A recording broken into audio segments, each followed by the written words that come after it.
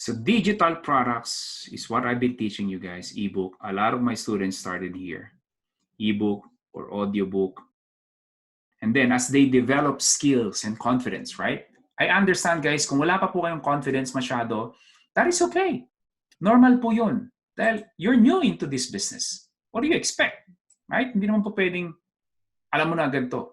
So that is okay. If you're learning, you're like, we're like building puzzle. Right? You build this. Ito pala yung autoresponder. Ito pala yung squeeze page. Oh, I need to send email. Ito pala yung sales page. And then once you build that, it will be like a machine. Ang IBMC, pinakita ko po sa inyo kanina. My system, behind the scene. I haven't touched that for a long time. Years na po, it's the same thing. Ano lang ginagawa mo, Sir John? Mag-drive ng traffic. Mag-drive ng traffic. Yun lang ang trabaho ko. Mag-drive ng traffic, open IBMC. Drive ng traffic, open IBMC. Napansin ba ninyo yun? It's the same process. Drive traffic, open IBMC. The same thing, whether you sell ebook, is the same. System, kaya nga po siya system, kaya nga siya automated system, kaya nga siya it runs 24/7 eh. Kaya nga you will have more time and more money eh. Marami diyang negosyo. You can start, pwede ka mag-put up ng Jollibee if you want.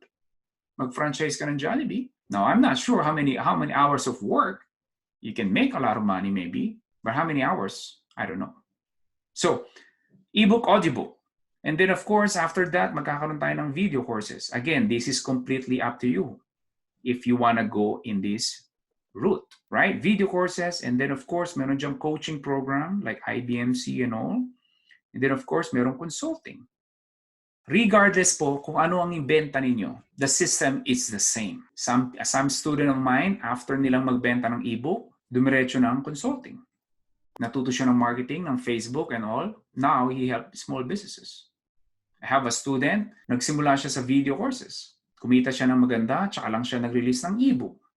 So I have a student, diretso siya sa coaching because he feel na coaching is for her. But of course, it's not for everyone. Consulting is not for everyone. Coaching is not everyone. Video course is not for everyone.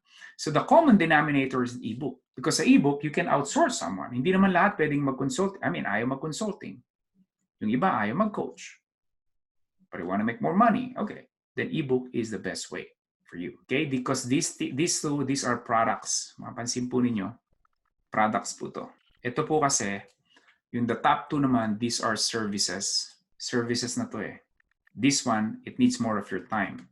Though, mas maganda ang kita, so to speak, because you can charge more money. But at the same time, you need to spend more time. So again, this is completely up to you. That's why, di ba? Ano ba ang chilyonaryo? Pag sinabi nating chilyonaryo, anong pinaka-definition ng chilyonaryo? Yung naririnig nyo sa akin. We prioritize what? Chilyonaryo is you prioritize what? Lifestyle.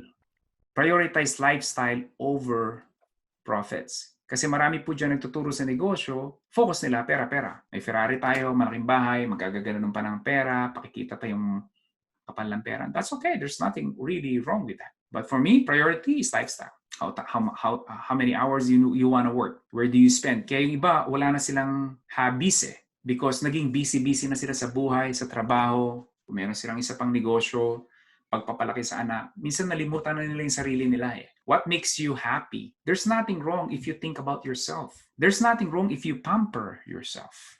For example, sa akin, is playing basketball. I want to spend basketball every day. Kung hindi lang sumasakit ngayon kasi medyo sumasakit na yung tuhod ko. I have to rest. Pero if I'm gonna go, I put that priority. Because one of the things that I design.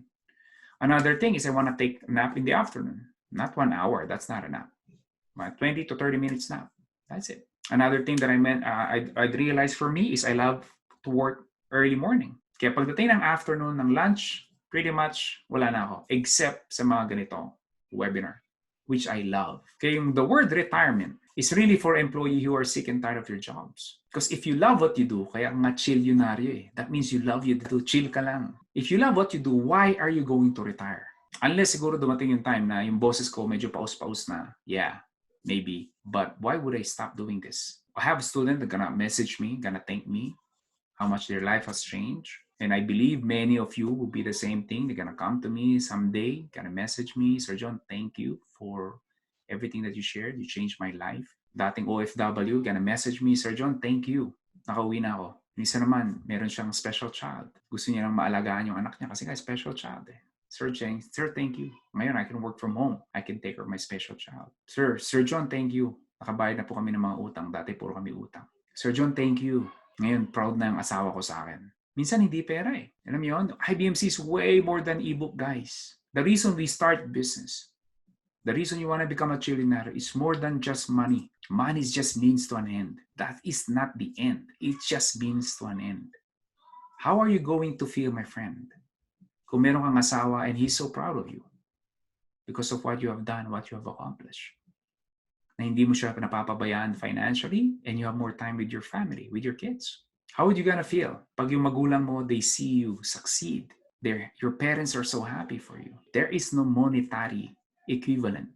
Wala pong kapalit na pera yung mga ganong kaligayahan. But the great thing for you guys is you have now this opportunity to develop this kind of lifestyle. Wait, before you go, do not forget to click that red subscribe button below. Appreciate it. Thank you for watching.